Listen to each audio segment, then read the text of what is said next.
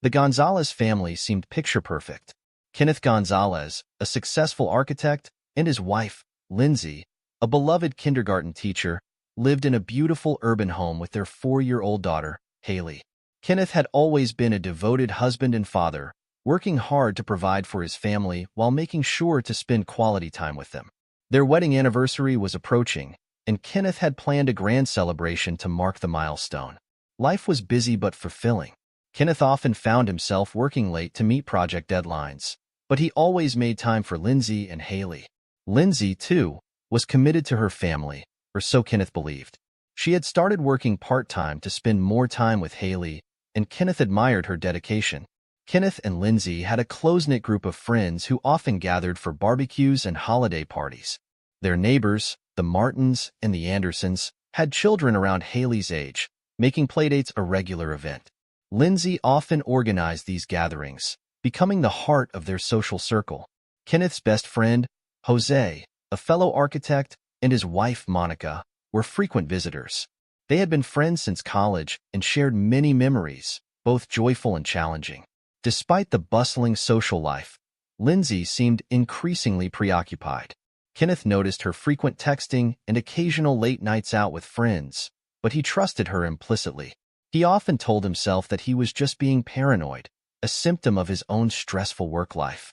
Lindsay's transformation was subtle at first. She would spend hours on her phone, smiling at messages that Kenneth assumed were from her friends. When he asked, she would dismiss his concerns with a wave, saying, "Just catching up with an old friend?" Kenneth would nod, feeling a twinge of unease but brushing it off. Unknown to Kenneth, Lindsay had reconnected with Chris, an old college friend who had recently moved back to town. Chris was charming, witty, and had a way of making Lindsay feel young and carefree again. Their coffee catch-ups soon became a regular occurrence, and before long, they were sharing intimate details of their lives. Lindsay felt a rush of excitement she hadn't experienced in years, a stark contrast to the routine of her married life. Chris had his own motives for rekindling the friendship. He had always harbored feelings for Lindsay, even when they were younger. Seeing her again stirred old desires, and he was determined to win her over. Chris began to weave himself into Lindsay's life, offering a sympathetic ear and a shoulder to lean on. He often spoke of his own unhappy marriage, creating a sense of camaraderie and mutual dissatisfaction. Lindsay, feeling neglected by Kenneth, found herself drawn to Chris's attention. Their conversations grew more intimate, their meetings more frequent. They would meet at secluded cafes, hidden from prying eyes, where they would talk for hours. Chris would compliment her, making her feel valued and desired. Lindsay, caught in the throes of infatuation, ignored the growing guilt gnawing at her. Kenneth's work at the architectural firm was demanding, with long hours and high expectations. He was working on a prestigious project, a state-of-the-art community center that would be the crown jewel of his career. The pressure to meet deadlines meant he often came home late, exhausted and preoccupied. He would find Lindsay already in bed, her back turned to him, and he would kiss her goodnight, unaware of the turmoil brewing beneath the surface. Haley, perceptive and innocent, sensed the tension between her parents. She would often crawl into bed with them, seeking comfort in their presence. Kenneth cherished these moments, feeling a deep sense of love for his family. He would read Haley bedtime stories, his soothing voice a balm for his own weary soul. Lindsay would watch them with a wistful smile, her heart torn between the life she had and the life she was beginning to desire. Lindsay, on the other hand, felt a growing sense of dread. The affair with Chris had intensified, and the guilt was becoming unbearable. She would stare at the anniversary invitation on their fridge, a stark reminder of her betrayal. Chris, sensing her distress, would reassure her, telling her that they were meant to be together, that their love was worth the risk. Kenneth noticed a change in Lindsay. She was distant, her smiles forced, her laughter hollow. He attributed it to the stress of planning the event and tried to lighten her load, taking on more responsibilities at home. He would surprise her with flowers, cook her favorite meals, and leave little notes of affection around the house. One evening, Kenneth returned home earlier than usual, eager to surprise Lindsay and Haley with a spontaneous dinner outing. His day had been particularly successful. He had received news that his architectural design for the community center had been approved. Wanting to celebrate this professional milestone with his family, he stopped by a florist to pick up a bouquet of Lindsay's favorite lilies and a small toy for Haley. As Kenneth entered the house, he was greeted by an eerie silence. The usual bustle and laughter were absent. He called out, "Lindsay? Haley? I'm home," but received no response. A sense of unease settled in his stomach as he set down his briefcase and gifts. The faint sound of Haley's muffled cries drifted from upstairs, sending a chill down his spine. Kenneth's heart raced as he hurried up the stairs. The sound of Haley's cries grew clearer, interspersed with the indistinct murmurs of a man's voice. He could make out words now, and the threatening tone sent adrenaline coursing through his veins. "Never tell this to your dad or I will." Panic surged through Kenneth, fueling his steps as he reached the bedroom door. He paused for a split second, taking a deep breath before bursting into the room. The sight that greeted Kenneth was worse than anything he could have imagined. Haley, her eyes red and puffy from crying, ran towards him, her small frame trembling. "Daddy!" she sobbed, throwing herself into his arms. "Daddy, I saw Mom in this bed with Uncle Chris, with no clothes on. They warned me not to tell you." Kenneth's world shattered in that moment. He looked up to see Lindsay and Chris scrambling to cover themselves, shock and guilt etched on their faces. The room, which had once been a sanctuary of love and trust, was now a scene of betrayal.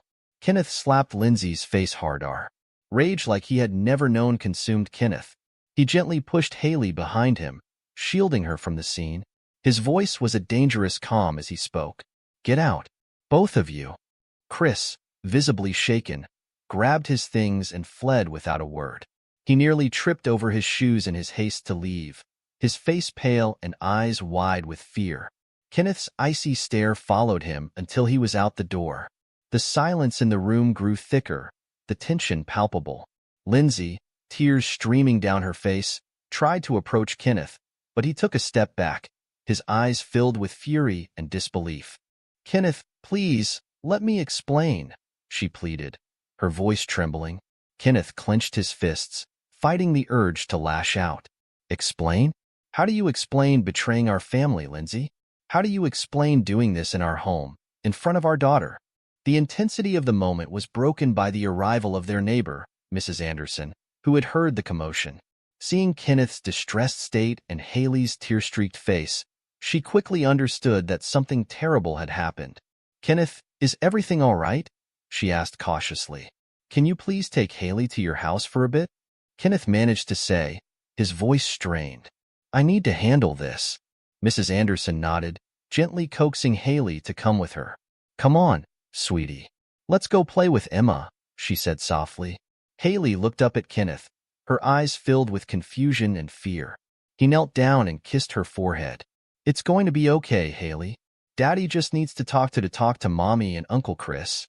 Kenneth knew he needed to stay calm for Haley's sake. He hugged his daughter tightly, reassuring her that everything would be all right. Haley nodded, still sniffling, and left, clutching her favorite stuffed bunny. With Haley safely away, Kenneth turned back to Lindsay, who was now fully dressed and standing by the bed, her face pale and tear-streaked. "Why, Lindsay? Why did you do this?" Lindsay's shoulders slumped as she struggled to find the words. "I don't know, Kenneth. I felt lonely, neglected. Chris was there for me when you were always at work. It just happened. And of cause he is better than you in bed." Kenneth shook his head, his anger giving way to a profound sadness. "You could have talked to me, Lindsay. We could have worked through it. But this is unforgivable." Lindsay broke down, sobbing uncontrollably. Kenneth took a deep breath, trying to maintain his composure. "You've got 5 minutes to get out of my house," Kenneth said, his voice a dangerous calm. "Both of you." Lindsay, now fully dressed, stood by the bed, her hands trembling. "Kenneth, please, let me explain," she began, her voice wavering. Kenneth raised a hand to silence her. "Save it, Lindsay. I don't want to hear your excuses. We'll discuss this later." His voice was firm, leaving no room for argument. Lindsay's shoulders slumped in defeat as she gathered her belongings. After Lindsay left, Kenneth sat in the now empty bedroom, the weight of the betrayal settling over him. He knew that the road ahead would be difficult, but he also knew that he needed to stay strong for Haley. The image of her tear-streaked face fueled his resolve. He would protect her, and he would find a way to rebuild their lives, no matter what it took. Mrs. Anderson, their neighbor, appeared at the doorway with Haley. She had heard the commotion and had come to check on them. "Kenneth, is everything all right?" she asked cautiously, her eyes darting between him and the retreating figure of Lindsay. Kenneth forced a smile for Haley's sake. "Yes, Mrs. Anderson. Thank you for looking after Haley. Can she stay with you for a little while longer?" Mrs. Anderson nodded, her face full of concern. "Of course, Kenneth. Come on, Haley, let's go play with Emma some more." Haley clung to Kenneth for a moment, her small hands gripping his shirt. "Daddy, will you be okay?" Kenneth knelt down, kissing her forehead. "I'll be fine, sweetie. I love you." "I love you too, Daddy," Haley whispered before following Mrs. Anderson back to her house. With Haley safely away, Kenneth sat down heavily on the edge of the bed, the enormity of the situation crashing down on him. He needed to talk to someone, to process what had just happened. He picked up his phone and called his best friend, Jose. Jose answered on the second ring. "Hey, Kenneth, what's up?" "Jose, I need you to come over." "Now," Kenneth said, his voice strained. "I'll be there in 10, Jose replied, sensing the urgency in Kenneth's tone. True to his word, Jose arrived within minutes. He found Kenneth sitting on the living room couch, staring blankly at the wall. "Kenneth, what happened?" Kenneth recounted the events, his voice raw with emotion. Jose listened intently, his expression shifting from shock to anger to sympathy. "That bastard," Jose muttered when Kenneth finished. "And Lindsay. I can't believe she'd do this." "I know," Kenneth said, his voice barely above a whisper. "I need to figure out what to do next." Jose put a reassuring hand on Kenneth's shoulder. "First, you need to take care of Haley. She's your priority. And we need to get some legal advice. Do you have a good lawyer?" "I do," Kenneth replied, thinking of his old college friend, Monica, who had gone into family law. "I'll call Monica tomorrow." "Good," Jose said. "In the meantime, you need to get some rest. You've had a hell of a day." Kenneth nodded, exhaustion hitting him all at once. "Thanks, Jose. I don't know what I'd do without you." "That's what friends are for," Jose said, giving Kenneth a brief hug. "I'll crash on the couch tonight, just in case you need anything." That night, Kenneth lay in bed, sleep eluding him. His mind replayed the day's events over and over. He couldn't shake the image of Haley's tear-streaked face or the sound of Lindsay's pleading voice. He felt a mix of rage, betrayal, and profound sadness. How had everything gone so wrong? The next morning, Kenneth called Monica. She agreed to meet him at her office later that day. He then spent some time with Haley, trying to keep things as normal as possible for her. They played in the backyard, and Kenneth marveled at her resilience. "Daddy, will Mommy come back?" Haley asked suddenly, her big eyes filled with innocent curiosity. Kenneth swallowed hard. "I don't know, sweetie. Mommy and Daddy need to talk about some things. But I promise you, everything will be okay." Haley nodded, accepting his words with the trust only a child could have. Kenneth hugged her tightly, vowing to protect her no matter what. Kenneth knew that the road ahead would be difficult, but he was determined to stay strong for Haley. With Jose and Monica's support, he felt a glimmer of hope. They would navigate the storm together, and one day, the calm would return. Kenneth spent the day meticulously planning his revenge. His first step was to gather evidence of the affair. He searched through Lindsay's phone and computer, finding a trove of incriminating messages and photos. He printed out the most damning ones, careful to document everything in a way that would be irrefutable. In the evening, he went to Monica's office, his lawyer friend. She was appalled by the situation and offered her full support. "Kenneth, you need to think about what's best for Haley. We can use this evidence in the divorce proceedings to ensure you get full custody." Kenneth nodded, his resolve hardening. "I want to make sure Lindsay and Chris pay for what they've done. Can you help me with that?" Monica smiled grimly. "Absolutely. Let's get to work." While Monica handled the legal aspects, Kenneth focused on Chris. He knew that to truly ruin him, he needed to find skeletons in his closet. He hired a private investigator, a grizzled former cop named Jake, to dig into Chris's background. Within days, Jake had uncovered a series of unsavory details about Chris, including financial troubles, a previous affair that ended disastrously, and even a pending lawsuit from a former business partner. Kenneth spent hours poring over the reports, formulating a plan that would exploit every weakness. He knew that Chris's career was built on a carefully crafted image, and if that image were to shatter, his life would crumble with it. He devised a multifaceted plan that would ruin Chris's reputation and career while ensuring Lindsay would lose everything she held dear. Kenneth's first move was to expose the affair publicly. He compiled the evidence into a dossier and anonymously sent it to Chris's workplace and Lindsay's school. He knew that once the affair was out in the open, the fallout would be immediate and devastating. Chris's colleagues would lose respect for him, and Lindsay's position as a beloved kindergarten teacher would be jeopardized. The night before he acted, he meticulously prepared the incriminating evidence, photographs, screenshots of text messages, and call logs. He knew this would be the most painful and decisive step, but it was necessary to dismantle the facade Lindsay and Chris had built.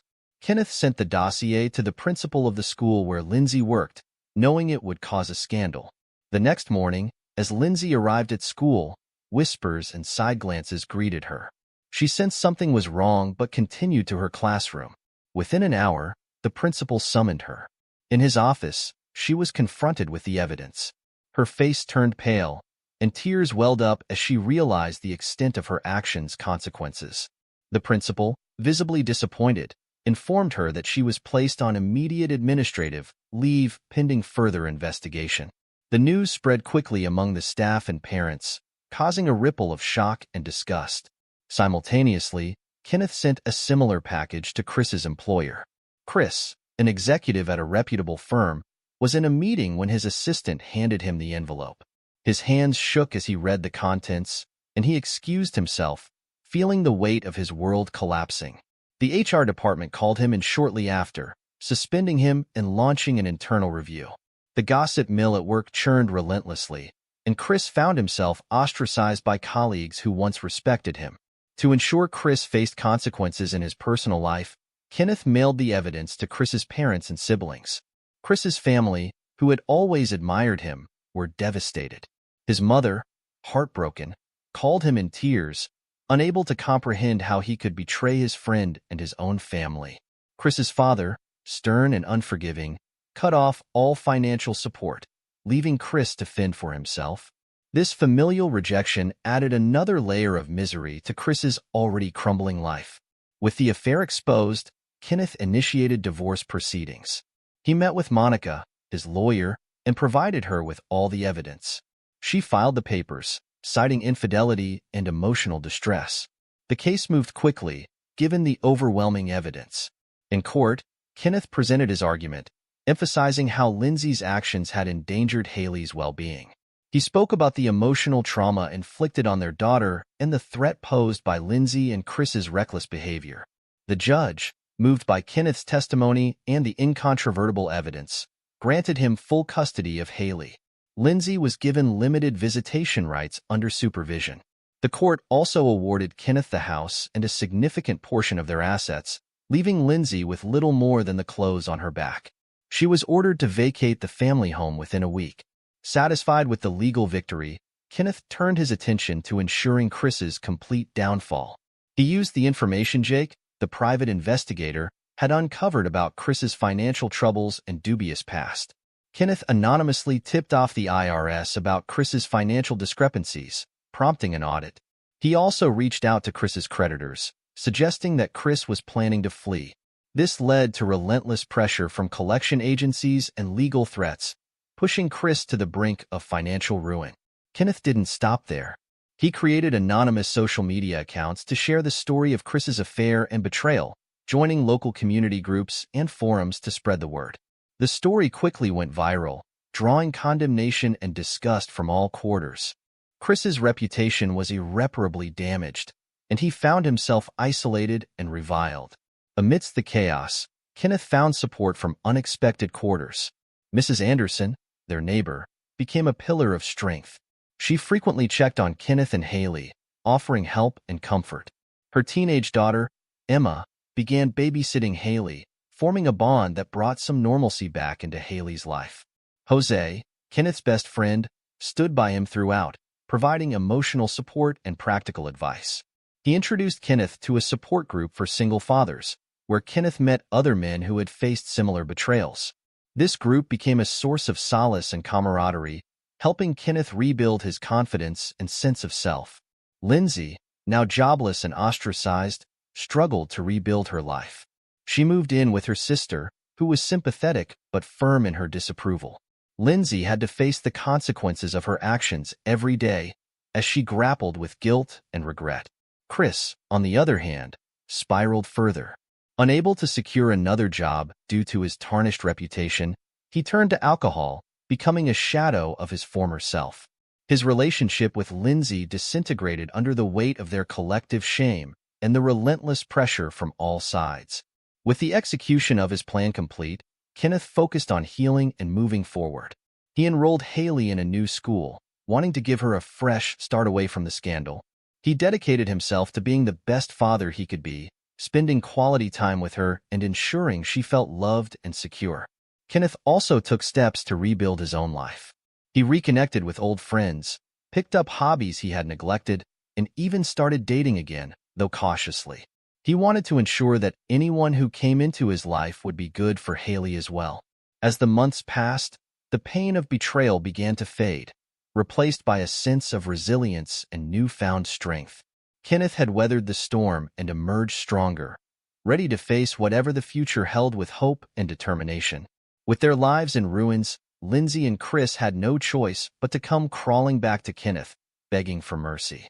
On a rainy afternoon, they showed up at his doorstep, looking desperate and defeated. Lindsay's eyes were red from crying, and Chris appeared gaunt and disheveled. Kenneth opened the door, his face a mask of steely resolve. Lindsay immediately fell to her knees, sobbing. "Kenneth, please," she begged. "I've lost everything. Can we talk?" Kenneth looked down at her, his expression icy. "You brought this on yourself, Lindsay. You betrayed our family and threatened our daughter. You deserve everything that's happened to you." Chris, standing behind Lindsay, tried to intervene. "Kenneth, we're sorry. We never meant for things to get this bad." Kenneth silenced him with a glare. "You don't get to say anything. You're lucky I didn't involve the police." Kenneth's calm demeanor only added to their despair. "Why are you here?" he asked, crossing his arms. Lindsay wiped her tears, struggling to speak. "I know I've done horrible things, but I want to make amends. I want to be part of Haley's life again." Kenneth's expression softened for a moment as he thought about Haley. He knew how much she missed her mother, despite everything. "Making amends won't be easy," he said, "and it won't erase what you've done. But if you're serious, you'll do exactly as I say." Lindsay nodded fervently. "Anything, Kenneth. I'll do anything." Kenneth's final act of revenge was to have them both publicly apologize to Haley. He recorded their tearful apologies in his living room, making sure the video captured their remorse and shame. Lindsay and Chris sat on the couch, their faces pale and drawn. Lindsay took a deep breath, tears streaming down her cheeks. "Haley, my sweet girl, I'm so sorry for everything I've done. I was selfish and made terrible mistakes. I love you more than anything, and I hope one day you can forgive me." Chris followed, his voice trembling. "Haley, I'm sorry for hurting you and your family. I know I don't deserve your forgiveness, but I hope you can find it in your heart to move past this." Kenneth watched silently, his heart heavy with a mix of satisfaction and sorrow. Once the video was complete, he posted it online, ensuring that their humiliation would be complete. The video quickly went viral, drawing comments from people all over who condemned Lindsay and Chris's actions while expressing support for Kenneth and Haley. Lindsay's life continued to spiral downward. She struggled to find work, as her reputation had been shattered. She moved in with her sister, who was sympathetic but firm in her disapproval. Lindsay spent her days looking for jobs and her nights crying herself to sleep, haunted by her mistakes and the pain she had caused. She also faced the challenge of rebuilding her relationship with Haley. She knew it would be a long and difficult road, filled with supervised visits and the constant reminder of her betrayal. but she was determined to earn back her daughter's trust, no matter how long it took. Chris fared no better. Unable to secure employment due to his tarnished reputation, he found solace in alcohol, becoming a shadow of his former self. His family had disowned him, and his friends abandoned him, leaving him to face the consequences of his actions alone. The once confident and successful man was now a broken and isolated figure. For Kenneth, the satisfaction came not from their suffering but from knowing that Haley was safe and that justice had been served. He continued to focus on providing a stable and loving environment for her. They spent weekends at the park, and he made sure to be there for every school event and bedtime story. Throughout this ordeal, Jose remained a steadfast friend. He introduced Kenneth to a support group for single fathers, where Kenneth met other men who had faced similar betrayals. This group became a source of solace and camaraderie, helping Kenneth rebuild his confidence and sense of self. As the months passed, the pain of betrayal began to fade, replaced by a sense of resilience and newfound strength. Kenneth had weathered the storm and emerged stronger, ready to face whatever the future held with hope and determination. He knew that the road ahead would still have its challenges, but with Haley by his side and the support of friends like Jose, he felt prepared for whatever came next. With the nightmare behind them, Kenneth focused on rebuilding his life with Haley. He dedicated himself to being the best father he could be, making sure Haley felt loved and secure. The scars of betrayal ran deep, but Kenneth was determined to heal them and create a better future for both of them. Kenneth knew that to truly move forward, they needed professional help. He found a reputable therapist, Dr. Monica Mitchell, who specialized in trauma and family therapy. Their first session was nerve-wracking, but Kenneth was determined to face it head-on. He explained the situation to Dr. Mitchell, who listened attentively and assured them that healing was possible. In their sessions, Kenneth and Haley learned to communicate their feelings more openly. Haley, who had been quiet and withdrawn since the incident, began to open up about her fears and confusion. She expressed her anger and sadness, and Dr. Mitchell helped her process these emotions in a healthy way. Kenneth, too, found solace in these sessions. He learned to cope with his own feelings of betrayal and anger, and to focus on the positive aspects of his life. Therapy became a safe space where they could express their pain and work towards healing together. Jose continued to be a pillar of support for Kenneth. They spent countless hours talking, hiking, and even working on projects around the house. Jose's unwavering friendship was a source of strength for Kenneth, reminding him that he wasn't alone in his journey. Mrs. Anderson and her daughter, Emma, also played crucial roles.